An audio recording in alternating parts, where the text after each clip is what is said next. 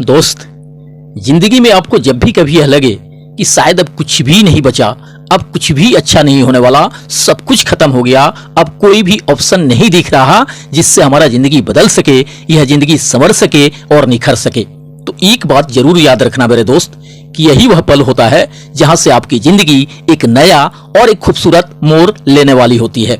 यह सही बात है कि ऑन पैसिव को लेकर एंड अपनी सक्सेस एंड अचीवमेंट को लेकर अधिकतर फाउंडिंग मेंबर निराश और हताश दिखने लगे हैं, नाउमीद होने लगे हैं। उन्हें लग रहा है कि माइग्रेशन का बहाना बनाकर एक दिन ऐसे ही करते धरते कहीं पूरी तरह से कंपनी बंद ना हो जाए, कहीं इंतजार करते करते ऐसा ना हो कि अंत में हमारी सारी उम्मीदें, सारे सपने टूटकर बिखर जाए और फिर हम कहीं के भी ना रह जाएं। एक तो 2-4 साल बीत जाने के बाद भी अभी तक ऑन पैसिव से 1 रुपये का भी इनकम नहीं आने से अधिकांश फाउंडिंग मेंबर परेशान हैं ही। दूसरी ओर आपस में ही एक दूसरे पर जो इधर आरोप प्रत्यारोप का सिलसिला जारी है, उन बातों को लेकर भी बहुत सारे लोग परेशान होने लगे हैं कि जहां कंपनी की ग्रोथ एंड डेवलपमेंट की बातें होनी चाहिए, जहां बातें करनी चाहिए कि कब से उम्मीदें हैं ट्रैफिक बोनस कमीशन मिलने का, पेंडिंग विड्रॉल मिलने का, वहां लोग एक दूसरे की बुराई करने में, खिंचाई करने में, नीचा दिखाने में लगे हैं। लोग समझ नहीं पा रहे हैं कि आखिर ये सब हो क्या रहा है, ये सब चल क्या रहा है। जब लीडर्स लोग ही आपस में लड़ने में व्यस्त हों तो भला कोई टीम मेंबर्स को क्या समझा सकता है, मोटिवेट कर सकता है?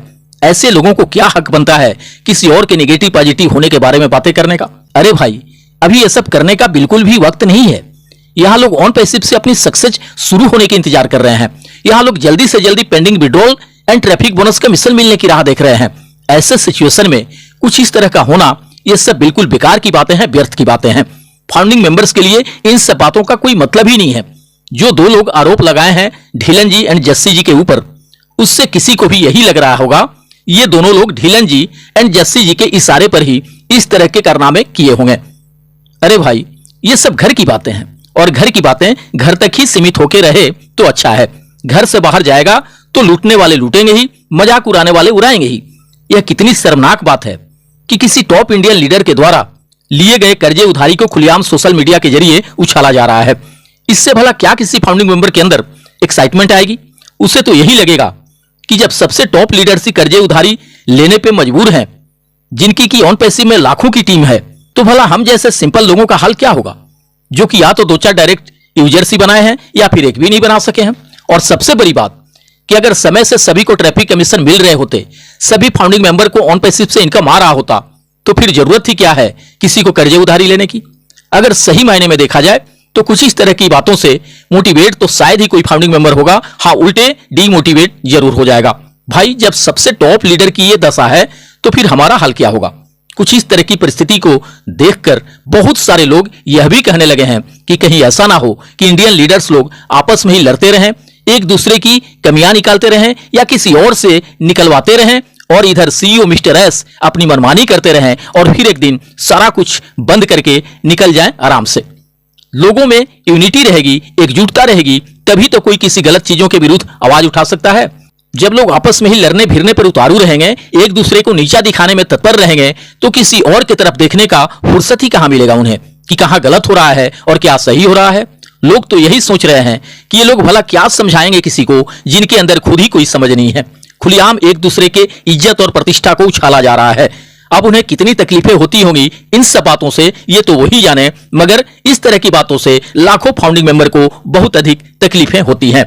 बहुत सारे लोग उन्हें अपना आदर्श मानते हैं, अपना गुरु मानते हैं, अपना मार्गदर्शक मानते हैं, अपना हीरो मानते हैं।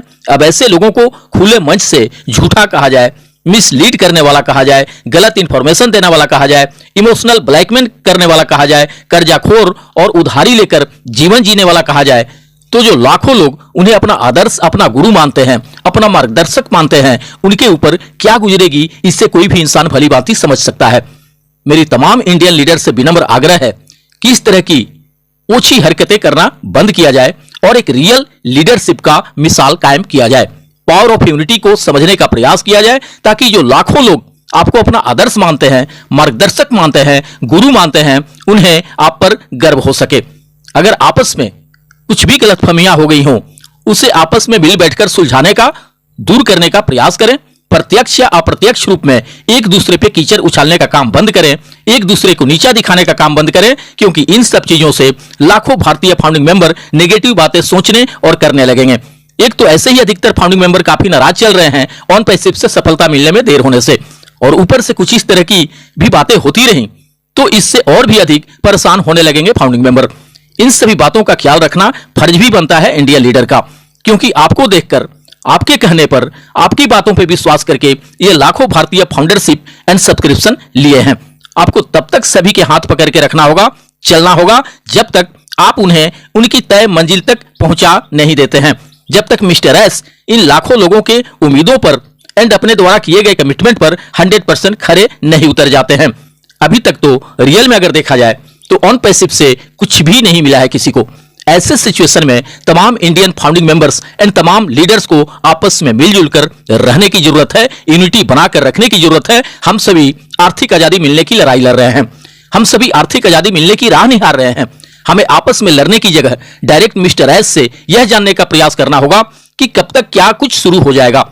चलिए हम मान लेते हैं कि ऑन पैसिव का धरातल पे सफलतापूर्वक आना 100% तय है। इससे हमारा जिंदगी बदलना, हमारे सारे सपनों का पूरा होना एंड वित्तीय स्वतंत्रता मिलना निश्चित है। लेकिन कब, ये आज सबसे बड़ा अहम सवाल है अधिकतर फाउंडिंग मेंबर का।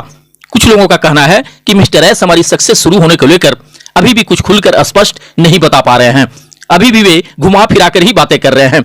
जैसे कि हाल फिलहाल में उन्होंने कहा है कि आप लोग जिन चीजों के होने के मिलने के इंतजार में हैं उसमें अब 6 महीने नहीं लगना है या 4 महीने नहीं लगना है। उस जगह पे वे ये भी तो कह सकते थे कि आप लोग सालों से जिन चीजों के मिलने का प्रतीक्षा कर रहे हैं वह सब कुछ मिलना शुरू हो जाएगा इस 2024 के नवंबर दिसंबर से, या जनवरी 2025 से शुरू होगा। जब ये बातें कह ही रहे हैं कि अब 6 महीने नहीं लगना है, तो इससे कोई भी फाउंडिंग मेंबर यही अंदाजा लगा रहा होगा कि शायद 2-3 महीनों या 3-4 महीनों के अंदर अंदर वो सब कुछ होना शुरू हो जाएगा जिसके होने का हम सालों से इंतजार करते आ रहे हैं। कुछ लोग तो यह भी प्रमोट करने में लगे हैं कि अगस्त में तो कुछ होने का चांस नहीं लग रहा है, बट सितंबर से सब कुछ होना शुरू हो जाएगा। लेकिन हकीकत में कब, क्या और कैसे होना है यह शायद किसी को भी नहीं पता। यह सही बात है कि मिस्टर एस ने कहे हैं कि अब 6 महीने नहीं लगना है या 4 महीने भी नहीं लगना है, तो इसका मतलब तो यही हुआ कि 2024 के नवंबर के पहले पहले सब कुछ होना शुरू हो जाएगा। चलिए, यह टेक्नोलॉजी है, टेक्निकल चीजें हैं, हम इसे पूरे 6 महीने ही मान लेते हैं, तब भी यह 2025 के जनवरी में स्टार्ट हो जाना चाहिए। आज सभी फाउंडिंग मेंबर यही चाह रहे हैं कि मिस्टर एस एक बार आके अपनी जुबान से कह दें कि आप सभी को pending withdrawal, bonus and traffic commission सब कुछ मिलना शुरू हो जाएगा जनवरी 2025 से। इससे खुशी की लहर दौड़ पड़ेगी फाउंडिंग मेंबर के अंदर। लेकिन इस बात का भरपूर ख्याल रखना होगा मिस्टर एस को कि अब चाहे दुनिया इधर से उधर हो जाए, चाहे कितनी भी मुश्किलें, बाधाएं, समस्याएं, चुनौतियां आ जाएं सफलता के राह में, चाहे कुछ भी हो जाए, ऑन पैसिव सफलतापूर्वक 2025 के जनवरी तक धरातल पे आके रहेगा और यहीं से लाखों फाउंडिंग मेंबर का जिंदगी बदलने लगेगा, उनके सपने पूरे होने लगेंगे और यहीं से तारीख पे तारीख देने का सिलसिला हमेशा के लिए खत्म हो जाएगा, लोगों का इंतजार खत्म हो जाएगा और नए वर्ष के नए मंथ से सभी फाउंडिंग मेंबर का जीवन खुशहाल होने लगेगा। दोस्त, आज ओपी 360 वेबिनार होना है और इनमें मिस्टर एस के भी शामिल होने का उम्मीद है। हो सकता है इन सब मुद्दों पर आज कुछ खुलकर एक्साइटिंग अपडेट्स दे हमें सीयू मिस्टर एस। आपके उज्जवल भविष्य की कामनाओं के साथ मिलते हैं नेक्स्ट वीडियो में। थैंक यू दोस्त, धन्यवाद। OnPassive, the future of internet.